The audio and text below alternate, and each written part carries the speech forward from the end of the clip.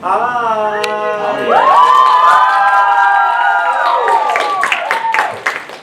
you so much for coming out to see Box of Ghosts tonight. I would like to say at the beginning of this that this show was written by a friend of mine all the way back from the town that we were both from, and this show means quite a lot to both them, the original production crew, and the entire original drama department at large from them.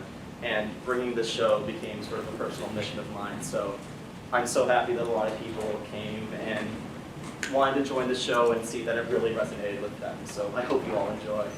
Quickly, just to go through some content warnings for this show, we have struggles in mental health, grief, ostracization and stranglement, queerphobia, family conflicts and divorces, suicidal ideation, existentialism, and epilepsy and flashing lights.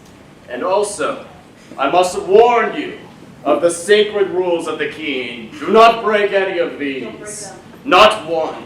Please silence all phones.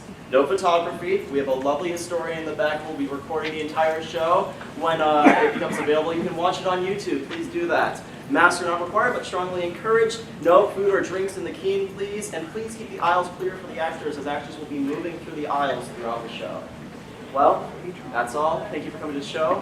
Well, thank you for coming, and enjoy the show!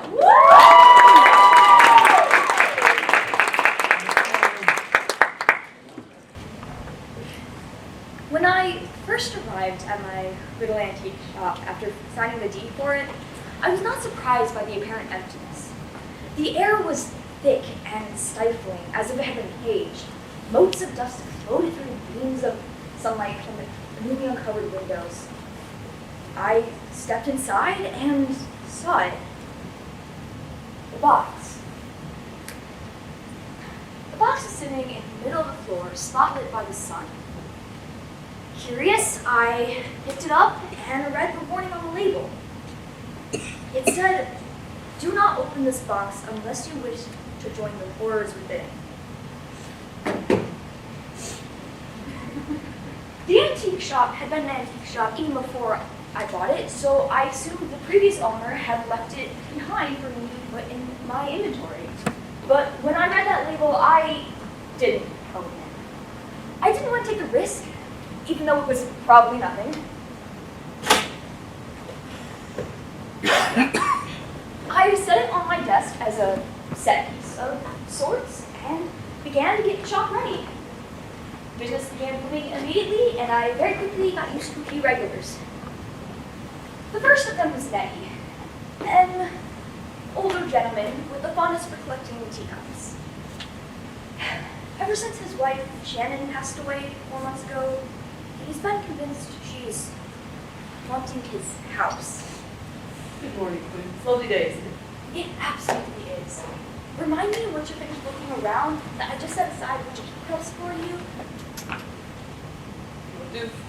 I'm looking for one for Shannon because she's been leaving the doors and cupboards open at night lately. How have you been? Oh, I'm already just a bit on edge. I keep feeling like something's gonna happen lately. The second of them was Ripley, a woman my age who loved anything strange or vintage. She was the main conveyor of my VHS tapes and vinyls. She and I have grown rather close lately, confiding in each other the things you wouldn't tell mere acquaintances. Her parents' disapproval and of her lifestyle has left me as her only real confidant lately. Hey, Quinn. Hey, Ripley, how's it going? I'm just teaching me today. You got any inventory for me like that? Oh, I do actually. I just got a bunch of VHS tapes from this estate sale last night. Right where they usually are. Thanks. I actually also had something new I wanted to talk to you about when I'm done. Oh, yeah, I'll be all ears, Ripley.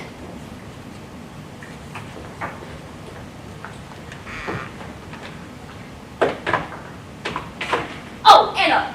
Hi. Is the plan in place? Operation Talk to Ripley Without Your Overbearing Parents is about to commence. Ripley's right over there by VHS tapes. Thank you so much, but you have no idea how much this means to me. Just remember what happened really hurt her?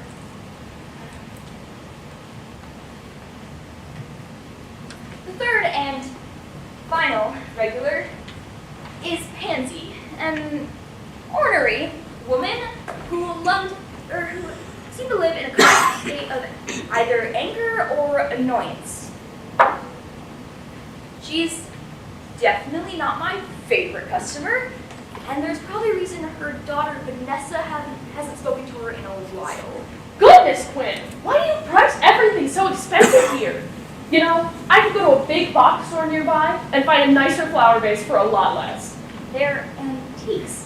Pansy, they're going to be expensive. You can't find antiques at Walmart. Absolutely ridiculous. Why do you keep coming back here if you don't return the prices?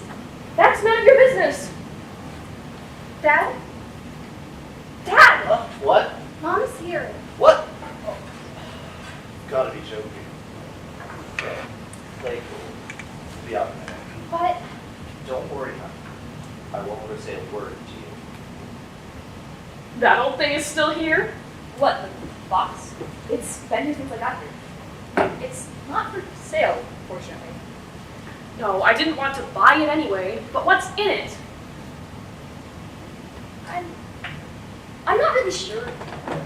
Kind of hard to justify opening a box with a warning straight out of a horror movie on it. Oh, hush that. Let me see it. Absolutely not. The box says not to open it, and I don't want to deal with the consequences of whatever that decision is. Please. That label's probably a load of hoo-ha. A load of what? It's probably nothing at all. I want to see what's in the box. No, Pansy, let it go! Hey! No. See? There's nothing even in here. There was nothing to worry about. Wait, what? I'm sorry. I'm sorry. Someone hit the light switch. Got it.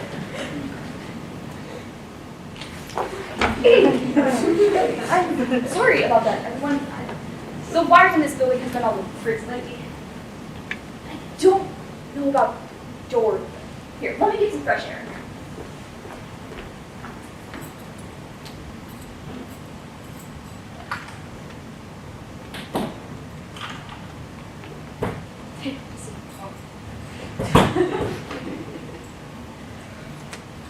The lock is stuck. Oh, please, get out of the way. Let me try.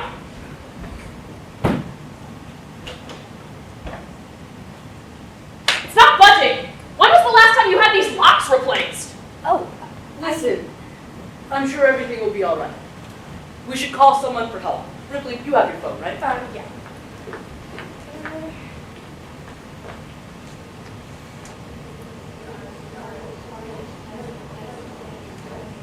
Nothing. Just weird static on the other end. the line is dead. Does anybody else hear that? Yes. And I've checked it. Quinn, I think your shop might be just a little bit, No. No, I'm done. New job. I'm selling this place. Oh, ghosts. Those are actual ghosts. Quinn, your shop is haunted. Hide.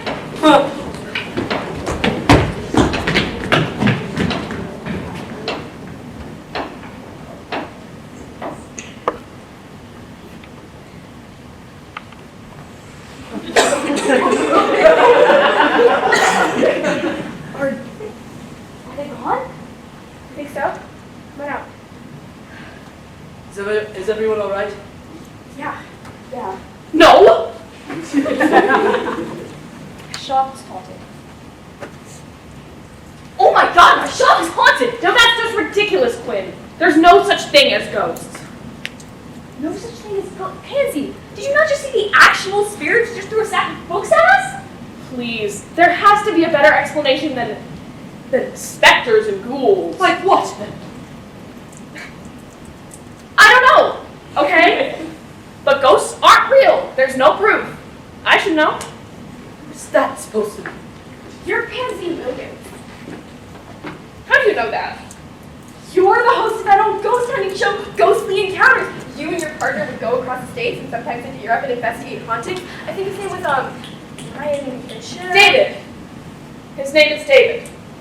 Oh my God, you're Pansy Williams. I am such a huge fan of yours. I'm working on VHS tapes when the show was airing. That show was so good. Why did it end anyway? The show ended because there was nothing left to try and find. Ghosts aren't real, and that's that. What an interesting thing to say. It's almost like you're avoiding the situation entirely. I just want to say that ghosts aren't real. Shut up! Awkward. I always know where you are, Pansy Denise Williams.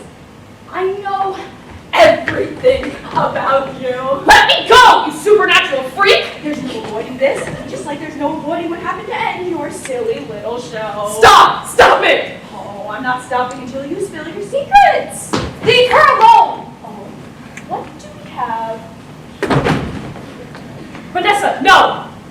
Why isn't little Vanessa Williams?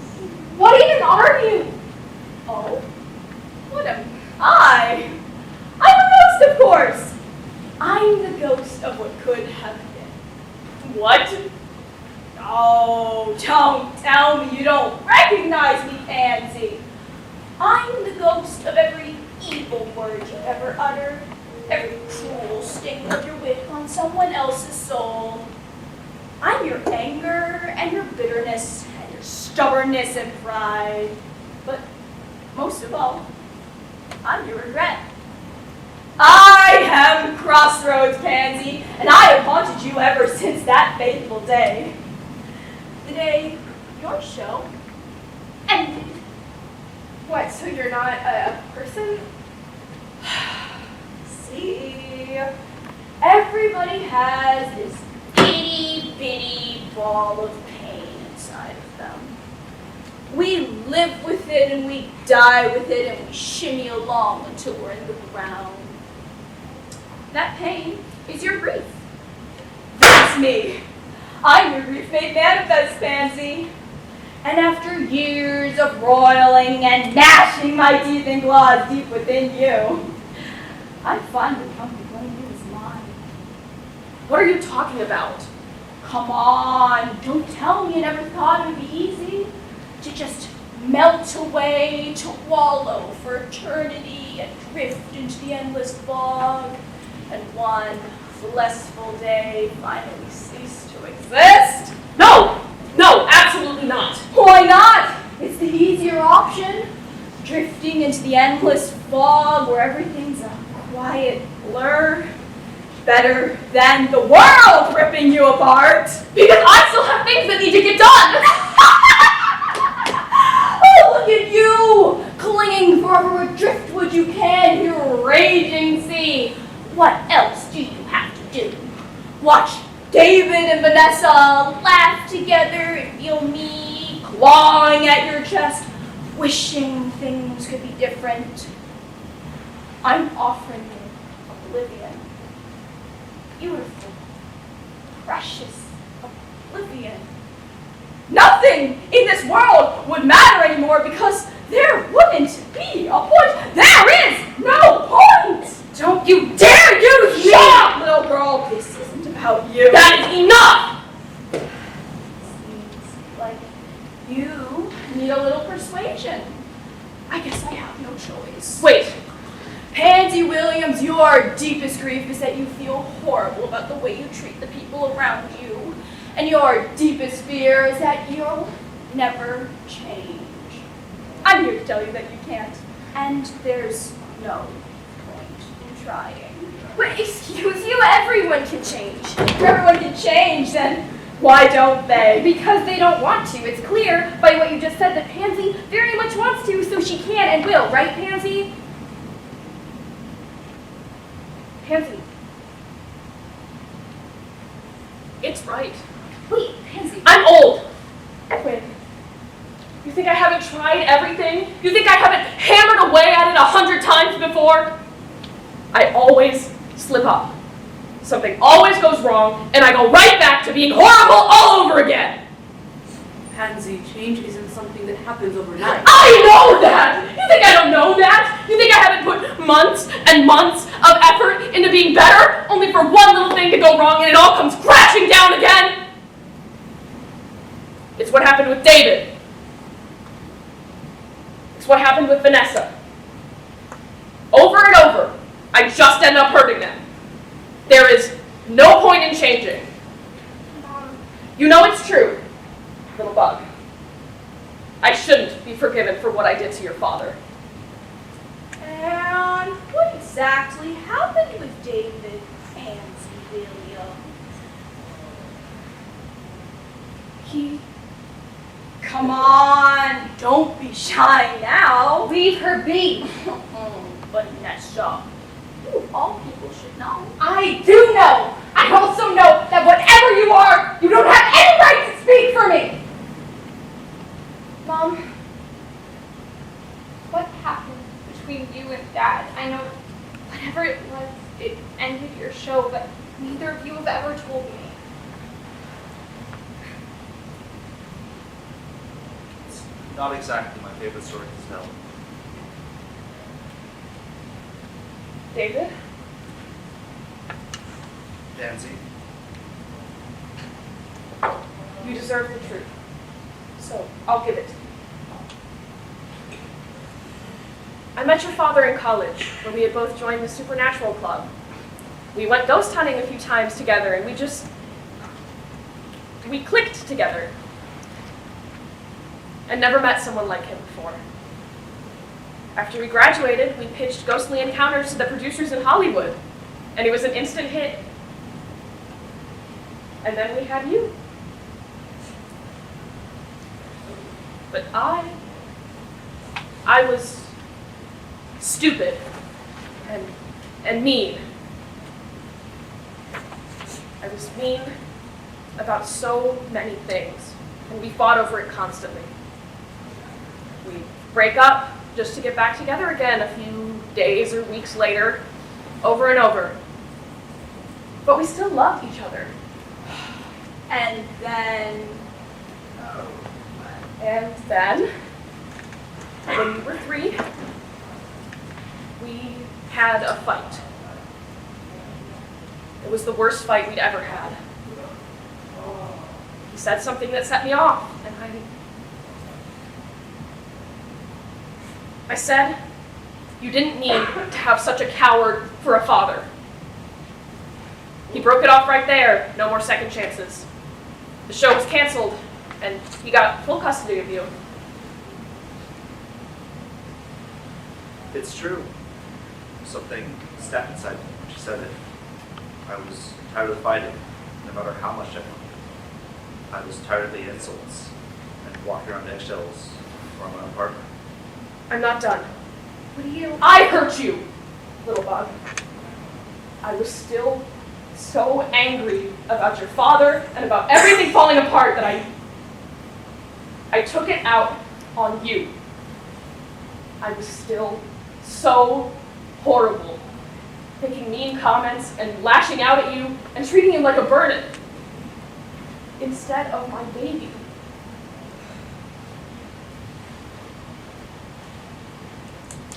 do you want to know what the best part about all of this is? What? Both of them are so excited for you to die. What? You hurt her. Everything you've done to your daughter has brought her nothing but pain. If someone hurt you so badly that he changed the entire way you think of the world, wouldn't you want them to die too? No, but I never met Family who look forward to your funeral, Pansy. Friends who only associate with you for the benefit it brings them. Your own daughter who can't stand being in your home because every word you spit is laced with poison. All you bring to the people you love is pain with the words you cast oh so absent-mindedly, like salt in the wound. One day, you will die.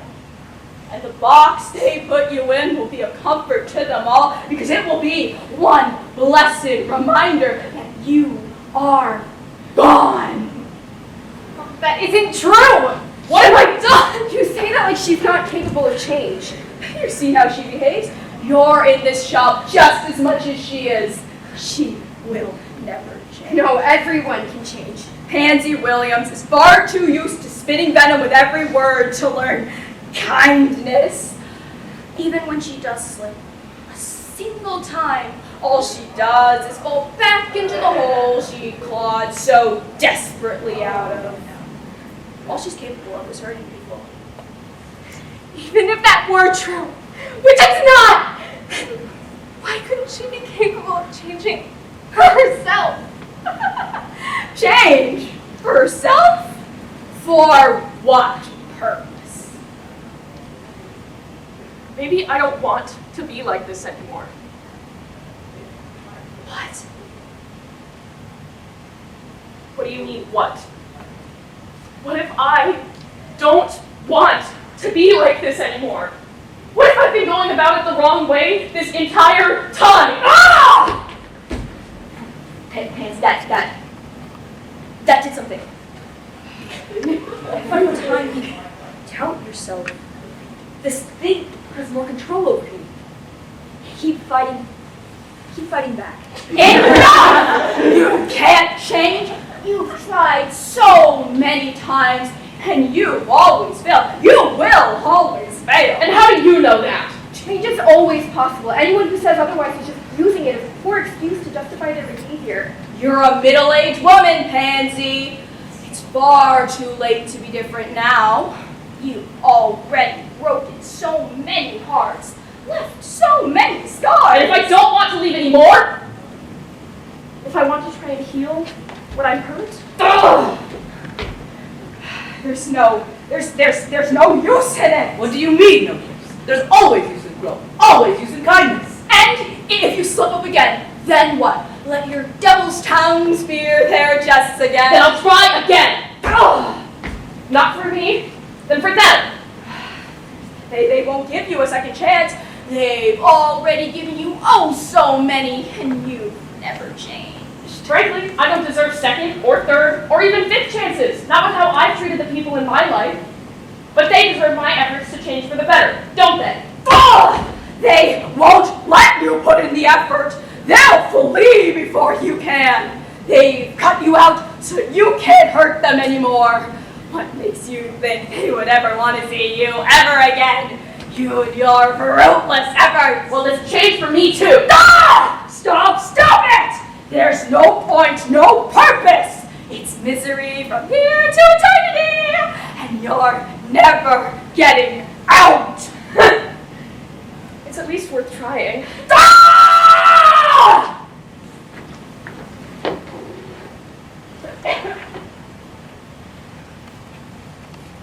Is it gone? I think so.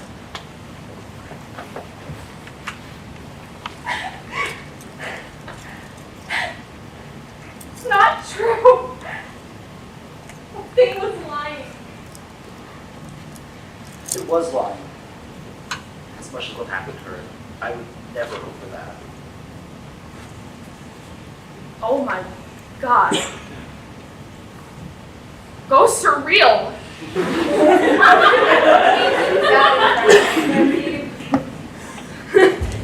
Ghosts are real, and we're trapped in a haunted shop. I'm sure we aren't trapped anymore.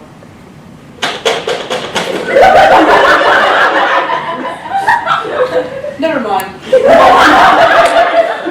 Not only are we trapped in a haunted shop, but this isn't exactly a Disney World haunted mansion situation either. Look, I'm sure you heard that thing. You heard how it was talking? Who is it gonna rip into pieces next? It's sure as hell not gonna be me, because I can't handle that kind of thing right now. None of us can, okay? We need a solution. We can't just sit around here and wait for those things to come after us. We need to be proactive. How do we do that? We have to go after those things before they come after us. Pansy? What? You up for a ghostly encounter?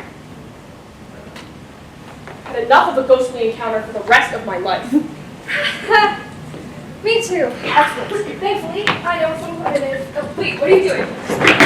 I'm stealing from your inventory. What? Here.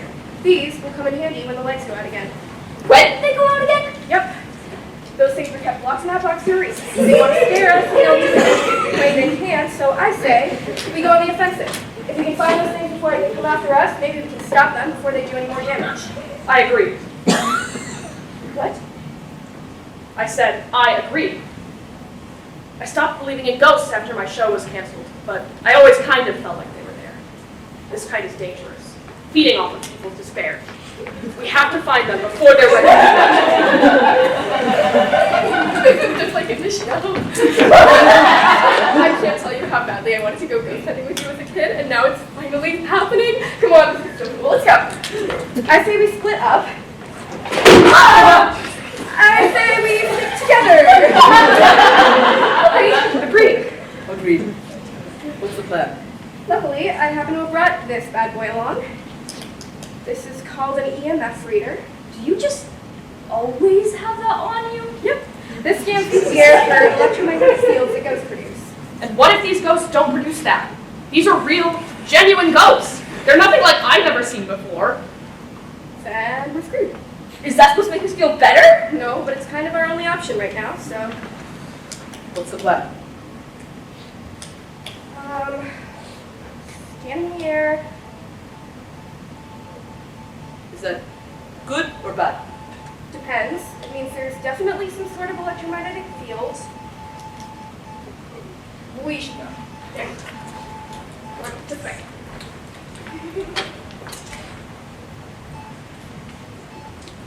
Oh, sorry.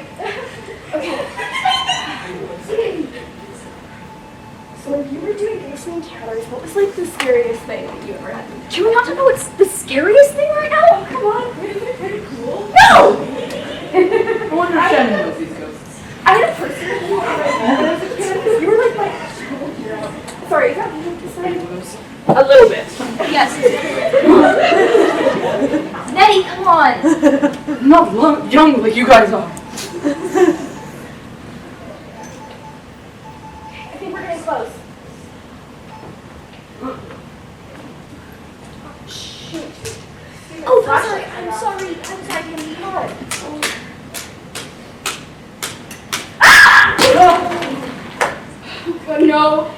No. Look who decided to come and find me. Hello, Ripley Susanna Jones. No, stop it. Aw, what's wrong? Why are you so scared? Afraid to face your demons, little girl? No. She's done nothing wrong. You leave her alone. Ha! You don't need to do anything wrong to be tormented. Even when you do everything right, especially when you do everything right, there will always be something worthy of ripping you open that comes along. Isn't that right, little girl? Leave me alone. Leave you alone.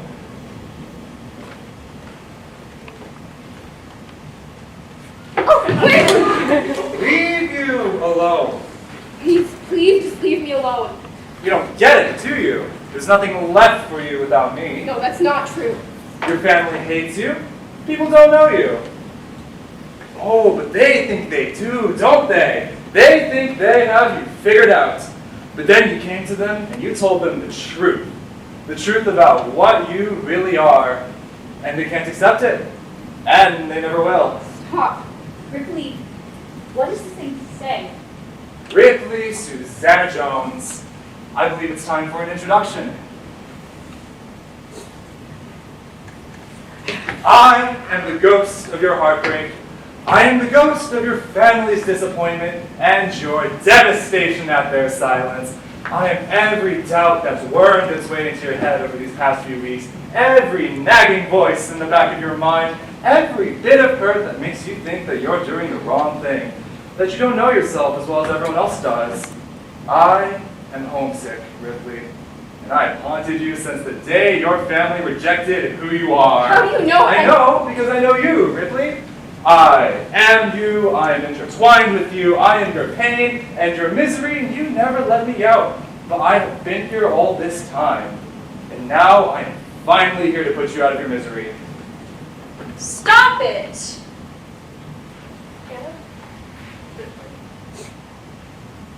Oh my goodness gracious, isn't this your little sister? Wait, no, don't. What a pleasure to have you here. Your presence will make this much easier. I have to thank you. No, you don't get to do that to Ripley. Aw, like you get a choice when you help to make this pain. How sweet. What? Don't you remember? You stood by as your father called Ripley a disappointment. You did nothing. Isn't it obvious?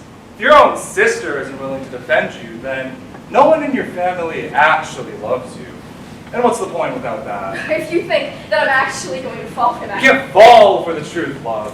You can succumb to it and you can admit defeat, but there's no avoiding it now, sweetheart. It's you and me for the rest of eternity. Nothing but pain. What's the point of living like that? What's the point of living? There isn't one. Not without the people you love, not when they don't love you back. The fact of the matter, Ripley, is that your deepest grief is that your family hates you for what you've become, in your father's words. And your deepest fear is that your family will never love you as you are. Of course I love my sister. Not enough to defend her. You try saying it to your father and see how hard it is. I did. You were there at dinner. He made some offhand comment about my clothes, and I stood up for myself, and he went on a rant and called me a disappointment. And you sat there. All of you just sat there. You know, if we talk back... Defending myself isn't talking back, Anna. I'm a 25-year-old woman. I shouldn't have to sit there and deal with it while someone insults me. You're 22. You shouldn't have to deal with it either. I just don't get it. I don't just do what they want. What, and be miserable for the rest of my life? What's the point of living like that? But get them off the back. They are not me, Anna. They don't get to control my decisions. They don't live in my house. They don't work my job. They don't wear my face. I am different. I have always been that way. You know that. And they can't handle it, but that's just how it is. That's not true. You're not different. No, different isn't a bad word. I don't mind being different or weird or normal because that means that I'm Ripley, you know? But they don't think that Ripley should be different. They put the Ripley that they wanted up on a pedestal in their minds and were horrified when I told them that it wasn't really me. How are you different from what they wanted? In what way are we talking? Everything that I am isn't the kind of child they wanted. Oh, they wanted a doctor or a dentist. They wanted someone who would be normal. They wanted someone who would marry a man and give them grandbabies. They wanted their perfect daughter. They didn't want someone who went to school for 8 years with their own money just to become a historian. They didn't want someone who rides motorcycles. They wanted someone they could brag about to all of their friends, not someone who would be looked at and immediately picked out as different. They didn't want this. I am everything that they didn't want, and they couldn't handle it. They're idiots then. Idiots for locking their own beautiful daughter out of their life, expecting her to be something that she's not. When you become a parent, you have to accept that your child is going to be their own individual. And it's your responsibility to love them for who they are, not for who you want them to be. That, although true, doesn't change a thing. They'll never be able to handle it. It's not my fault that I'm not the perfect daughter they expected. Maybe so. But you'll never be the Ripley they wanted you to be. You'll never be the Ripley they love. The Ripley they love doesn't exist. She never did. I've always been this way. I've always been different. That's not my fault. Doesn't matter if it's not your fault, because it won't change this. They don't love you. They love who they wanted you to be. They see you as an echo of who they wanted you to become. To them, you are more of a ghost than I am. You've never been a ghost to me, Rip. Why didn't you say anything? Because I was scared. You're right, I don't need them to live my life. They change how the others see me. They treat me like I'm the murderer of the person they wanted me to be and the victim of that crime. They're grieving me while I sit with them at dinner. If they're grieving something that's not even lost, then they're idiots. I can't say that about them. They're my family. I love them. They're my blood. No, there's always going to be hurt when people can't accept who you really are. But that's not your fault, and it's not your responsibility to maintain it. What do I do? You don't need their approval to live your life. I can't just abandon them. Then what's a better life in this case, honey? One where you stay stuck in a skin that isn't yours? One where you pretend to be something else entirely to appease them? Or one where you get to live, to really live, even if it means moving on without them?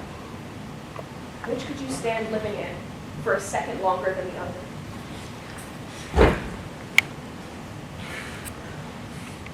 It's not your fault that they're blind to you, Ripley. You can't control what other people see and think about you. And you certainly can't control how much it hurts when you find out. But you can control what you do with that grief.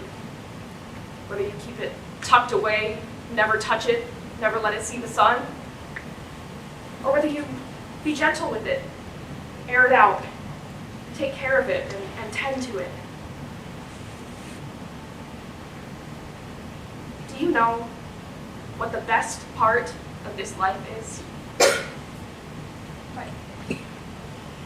You get to be Ripley. You get to be Ripley Susan Jones. Yes. You get to be Ripley Susanna Jones. No one else gets to be that. I don't, Quinn doesn't, and NEDDIE doesn't, and your family doesn't. So what are you going to do with your time as Ripley that makes it worth it to be her?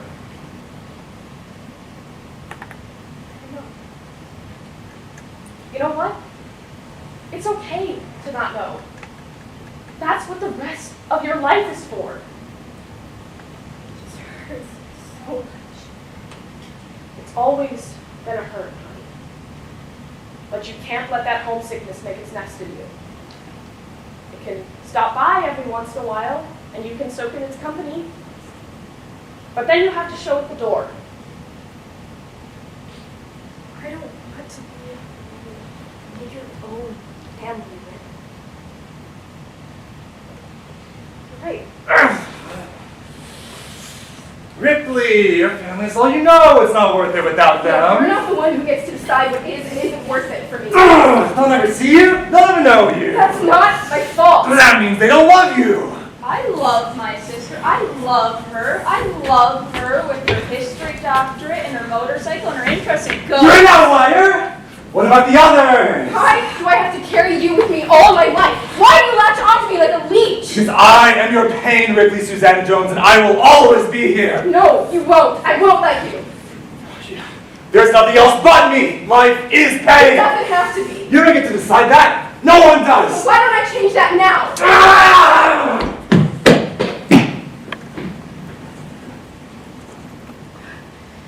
Is it going?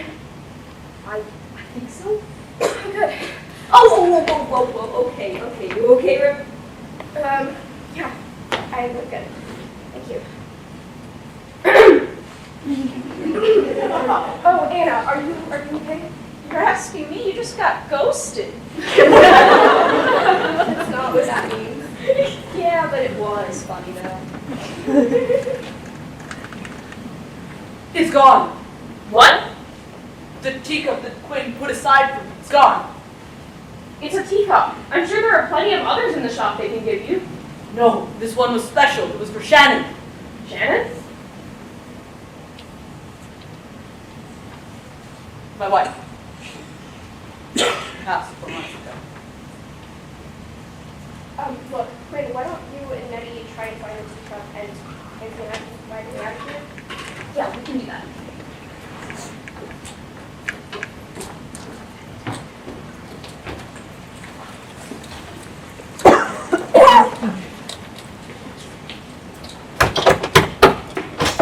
Nothing.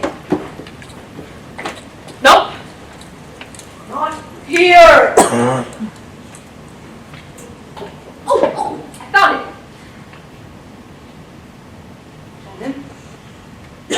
Wait.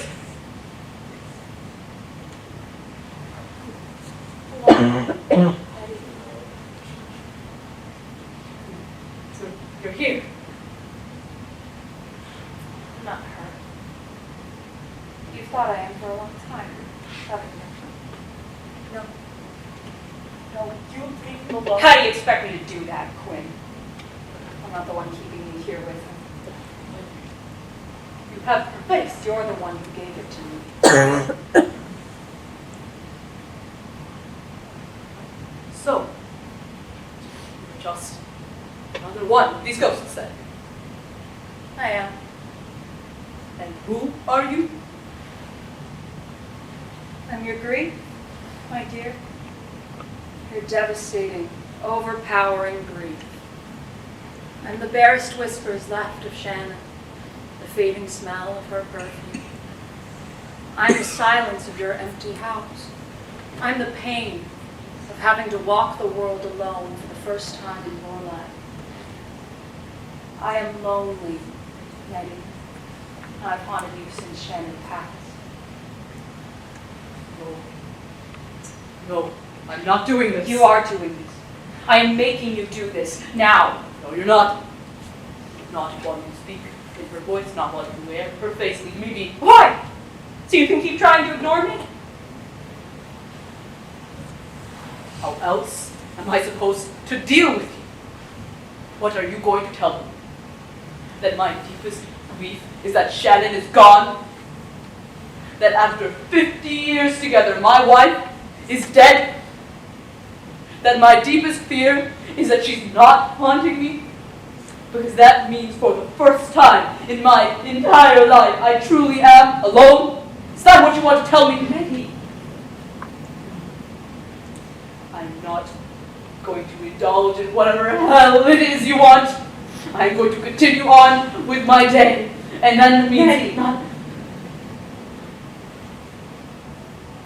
What do you want from me? I want you to see me. I can see you just fine. No, you can't. If you could, then I wouldn't still be here.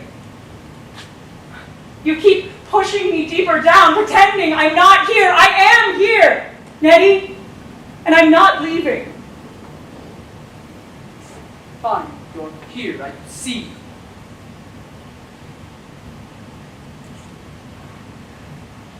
She's gone. She's gone for good. She's not haunting you. I'm not stopping, Neddie. I'm not stopping until you join her in death. Hey, you leave him alone. Why do you think I'll ever leave? You think that this pain ever goes away? It doesn't. I'll be with him until the day he dies, just like Shannon promised him she would be. Don't you dare! Don't I dare what? Remind you? That's what I am, Neddie. I'm a reminder that she's gone. Doesn't matter how much you beg God to give her back, he won't answer you. This is cruel. Why are you doing this? Because I'm pain, Quinn. I'm Neddie's pain. I've been sequestered in his chest ever since Shannon died 4 months ago. He doesn't ever let me out, so I've built up within him over all this time. Softly. God, look at you. So desperate for company that you come down to an antique shop to sit in the rocking chair and tuck me deeper and deeper into you. Go on, Neddie, ignore me some more. Maybe that'll make her side of the bed less cold. That is enough! Enough of what, Pansy? Enough of the pain.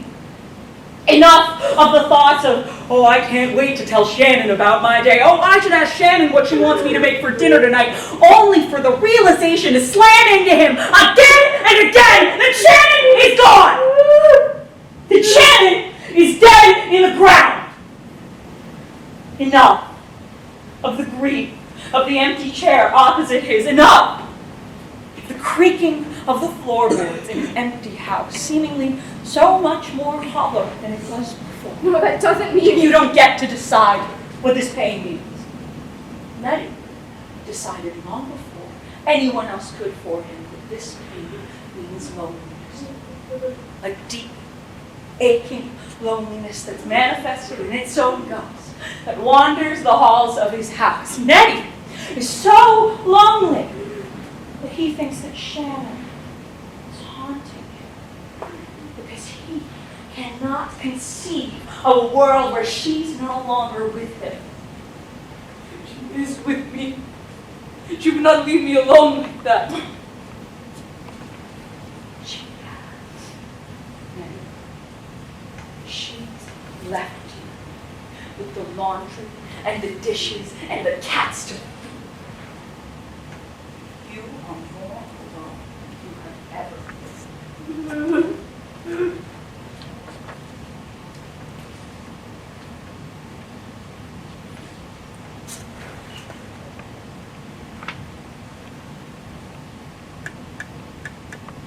Why? Was it for some beautiful? I know why. I've been truly alone in years. Every time I was feeling lonely, all I had to do was wait until the end of the day. Or Shan would be waiting for me at the front door. With a crooked smile, she had a gap between her two front teeth that she never went to the dentist because she liked it. It made her unique. And now, Shan's crooked, gap-toothed smile is gone from my life. As is her laugh that sounded like she was hiccuping.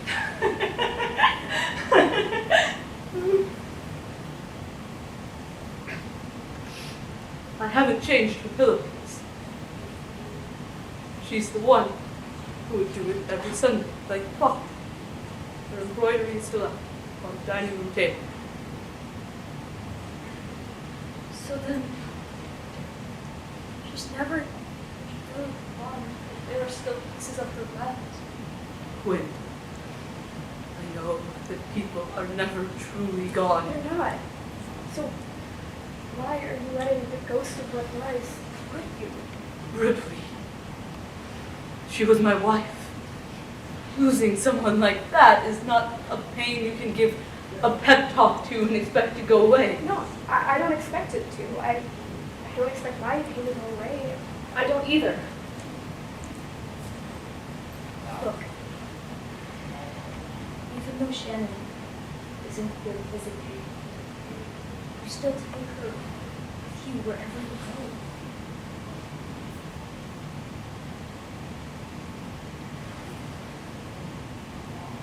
But it's not her.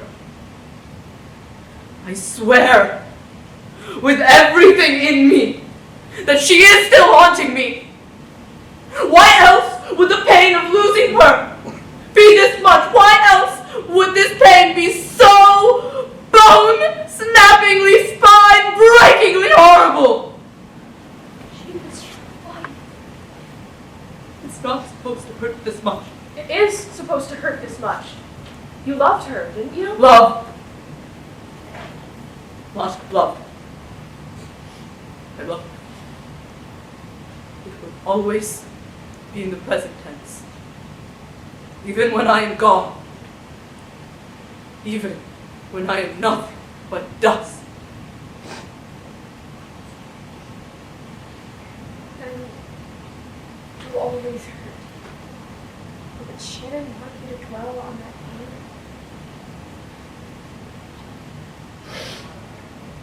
No. She'd kill me if she found me moping over her like this. And why? Why do you think yourself being haunted? How do I move on from something like this? There is no moving on when a person leaves your life. But there is a moving forward, a keeping going. And part of that keeping going is realizing that you can't let yourself be haunted forever. That part starts with you, and it keeps going with you, and it ends with you.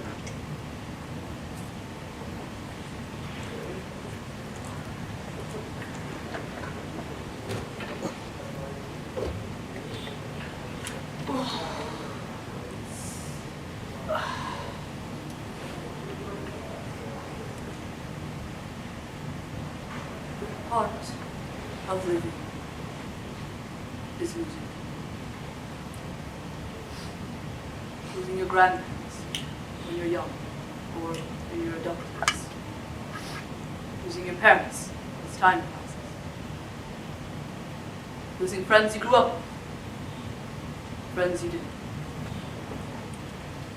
I'm older now, climbing into my 70s. In that time here, I've lost a lot of people. There have always been aches and pains. Some sharp, some deep, some surface level, but Shannon's death was different. Because she and I had been through every loss together.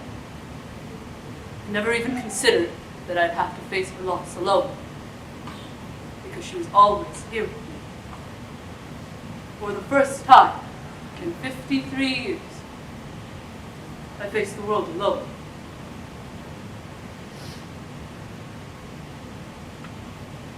Do I really? I say this mostly as a comfort to myself. But am I really alone? She may not be here to stand by me. But am I truly alone?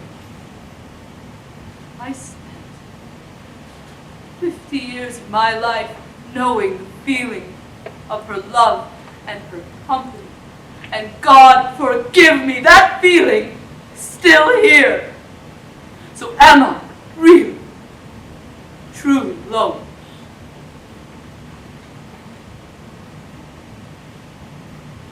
I don't think I am. I don't think there has been a moment since her death when I have been alone. I think she's been here with me. I've been alone before, completely, utterly alone. This is not that thing. This is grief, not the emptiness of being alone. And the feeling of being haunted isn't her either. The word haunting carries a certain baggage, the grief that lingers. That grief is settled within me, taking up every inch of empty space. That grief was you, wasn't it? It always will be.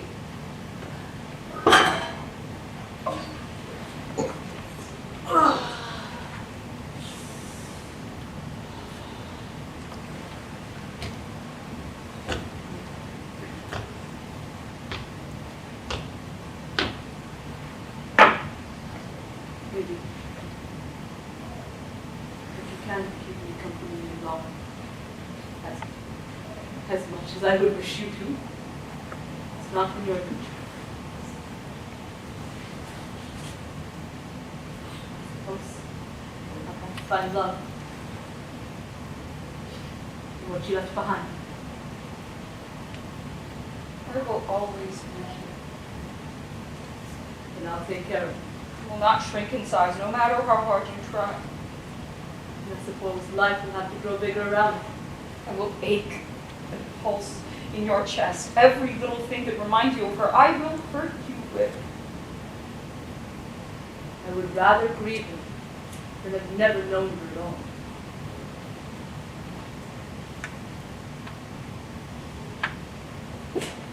She's so proud of you. You knew that. Maybe.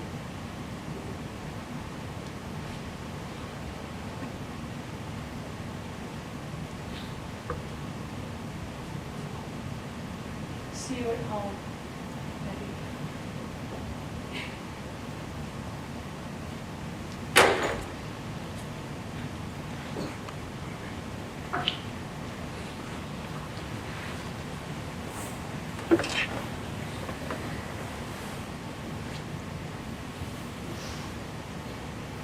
Is it gone?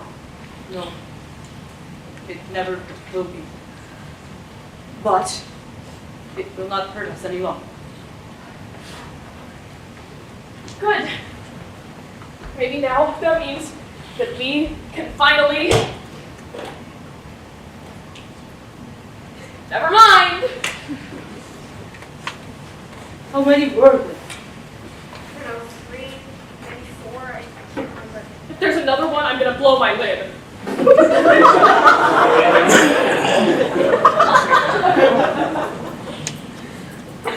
a sec.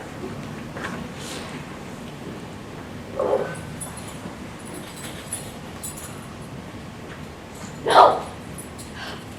I can't even get to my apartment. I thought maybe we could go through the roof access or something. You had keys? This entire time, you had a set of keys, and you didn't think to use them! I'm sorry, I'm sorry.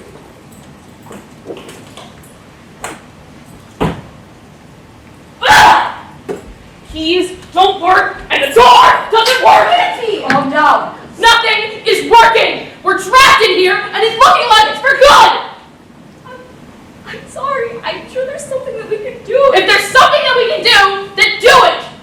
I'm not waiting around here for someone to notice I'm You missing! just threw a set of keys at Quinn's head, Pansy. I doubt anyone would care if you went missing, considering how much of fun. Enough! Both of you! Enough!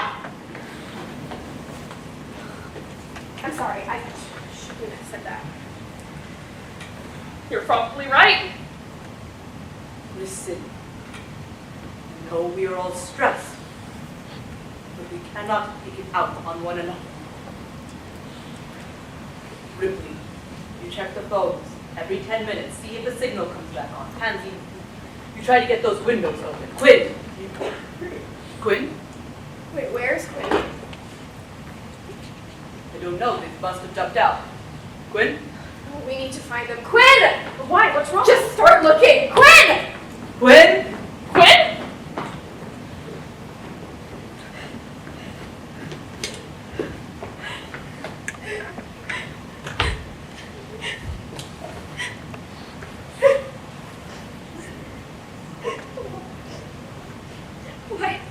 Why is like this? No one else is as bad, Quinn.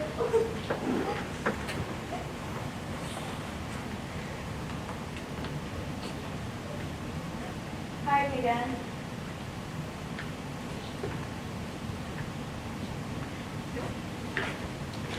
No, you leave me alone.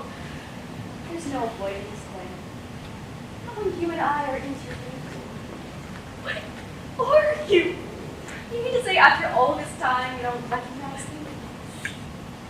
I'm the roiling feeling in the pit of your stomach when someone snaps at you, when someone nearby is angry. I'm the vice that squeezes your chest. The disappointed look. I'm the oozing, bubbling blackness at the end of the hallway in the middle of the night. I'm the growing panic in your chest, even now. I'm fear, Quinn. Your fear. And I've always wanted you. But I don't want to be afraid. You don't get to pick and choose your parasites, Quinn! Are you stupid? You don't get a choice. I'll be with you till the day you die. It's enough now,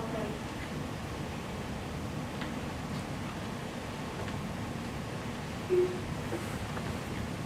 always been with me since you were little. The creature in my closet, the monster under my bed, the face outside your window on a pitch black night. Disappointment in my dad's face when I made a mistake. Anger in your mother's voice as she scolds you. You never brought me comfort. I never will. It's not in my nature. But there will be times when I'm all you have.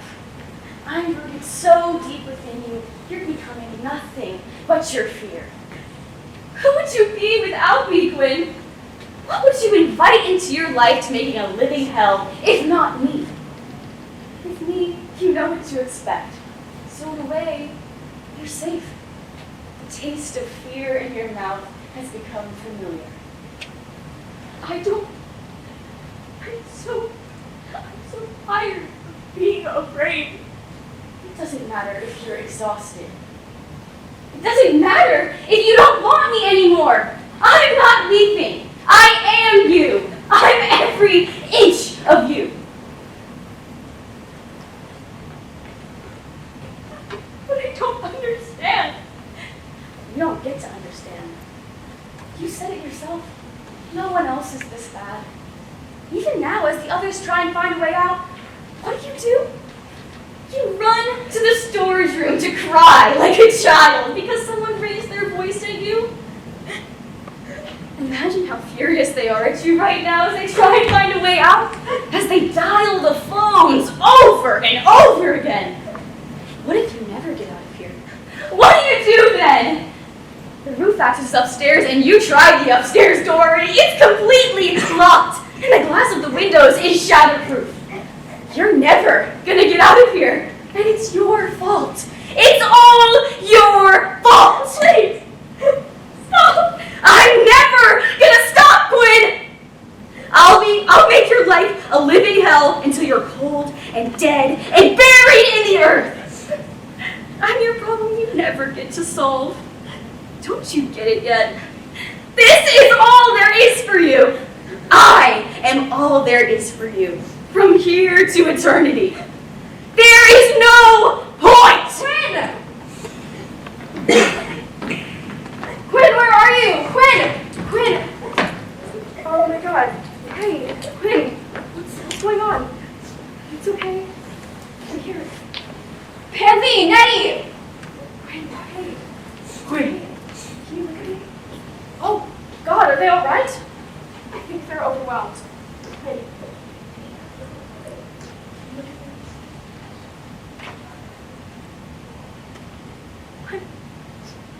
I'm so sorry. What? No, you have nothing to be sorry for. We're stuck in my shop. That's not your fault, kid, all right? This isn't something that you should have foreseen, and it's not something you should have prepared for beforehand either. It's ghosts. Nobody is ready for ghosts.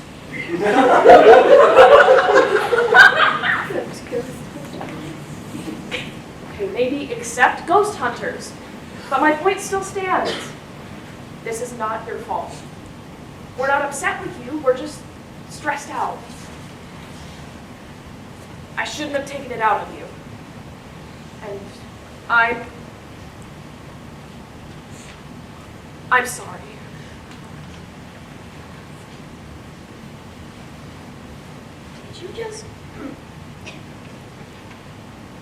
Did you just apologize to me? Maybe?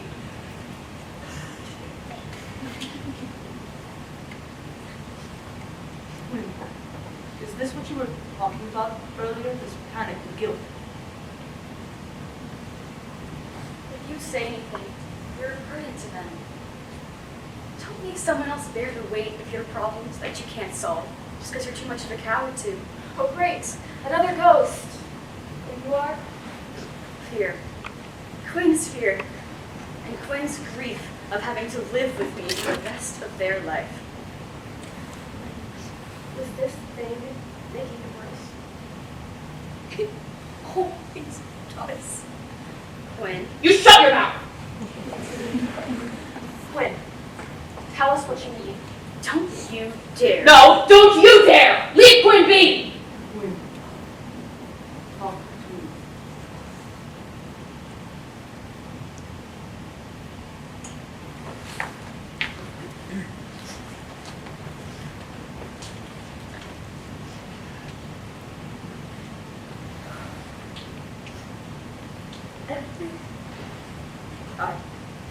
I make a mistake.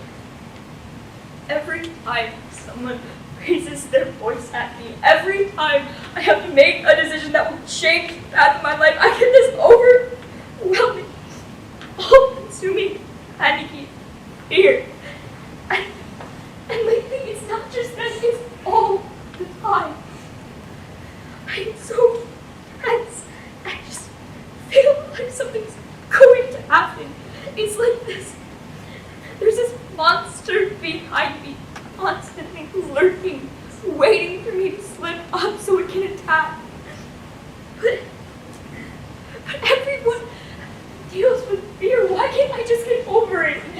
It's not normal to feel this level of fear. It's not normal to be constantly on edge and vigilant. Why can't I deal with it? Because this kind of thing isn't something you just deal with. Not if you don't want it to get worse. And have you ever been to a psychiatrist? What? There's a name for that fear and panic. It's called anxiety. I have it too. Yours is worse. No one can help you with how bad it is. You have no place here. But that thing has no place here. It doesn't get to make your life hell. But Quinn, there are people that can help you with this kind of thing. People who can teach you not how to push it down or hide it away, but how to make it so this grief is eradicated from your life. It's not necessary. Ripley's right. Suffering isn't some noble quest for you to bear all alone. But if I talk to someone, I'm a burden. People are meant to be burdens. It's true. Why else would we have communities? It's so we can take care of each other. You're not an exception to that. There is no evilness in being a burden if you can't help it. You're not wrong for needing other people.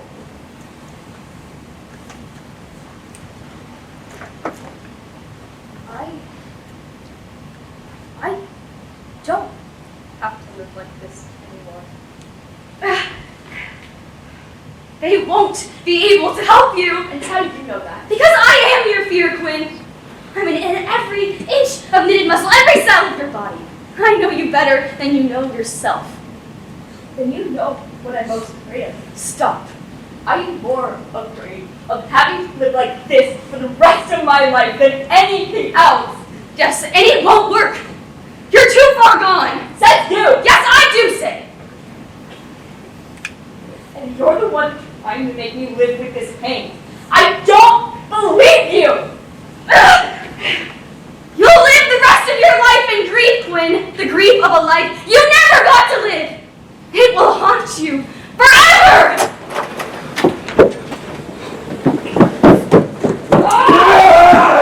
I don't need to be haunted. We don't need to be haunted.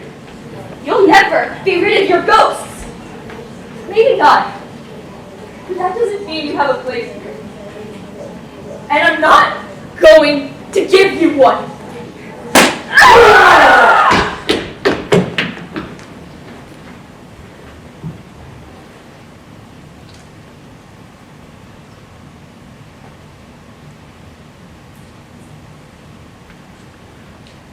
You're gone. It's gone. Hey, that was really brave. Was it? Facing something like that down? Absolutely. You should be proud of yourself. They're gone. They're gone, but we're still here. Yeah, well, I don't think that ghosts magically teleporting out of here is necessarily the sign that we're free. We are still stuck in the shop. Are you sure about that? I'm absolutely sure. Look, I'm going to try and open this door, and it's not going to work.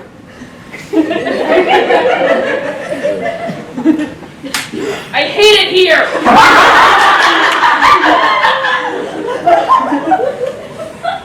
Mom?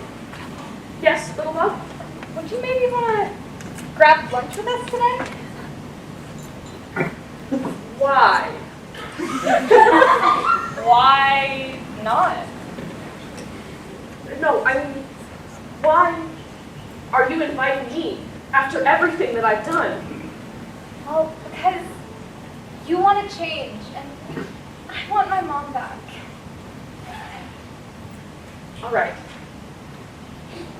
There's a lot we need to discuss. Yes, there is. And a lot that you and I should talk about on our own. A lot, I tell you. I'll listen. Yeah? Would you go grab coffee? Yeah, I love that. Why don't you go outside and hop on my bike? I'll be out there. Wait, we get to go on your bike? Yeah, what? Did you think we were going to take your Kia Soul? No. Hey, ready? Yeah? Would you want to grab coffee sometime? I could help you with that psychiatrist appointment. That was nice, right? Cool. I'll meet you back here tomorrow and then you can go grab lunch after? Lunch? I like you. Why not make it a family?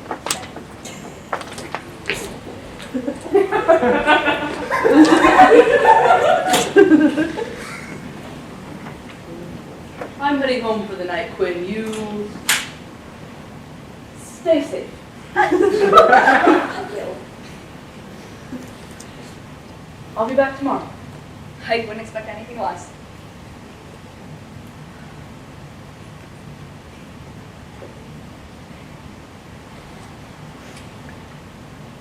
So I kept the box. I kept it and take care of it. Even now. I clean it and display it behind the desk on its own shelf. There are no ghosts left on. All it holds now are pictures I printed of the friends that I've made, of my parents and grandparents and aunts and uncles and cousins, of Ripley and me. There are no ghosts here anymore. When they come into my shop, into my life, I don't let them stay for long.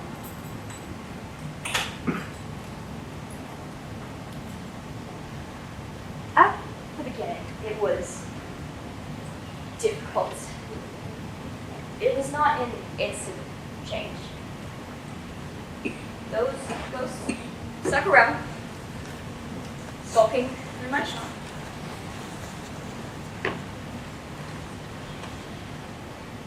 People tell you that healing takes time and effort, but you don't really understand that until you go through the process. It's long and difficult, and at times those ghosts will inflict more pain than you ever thought possible.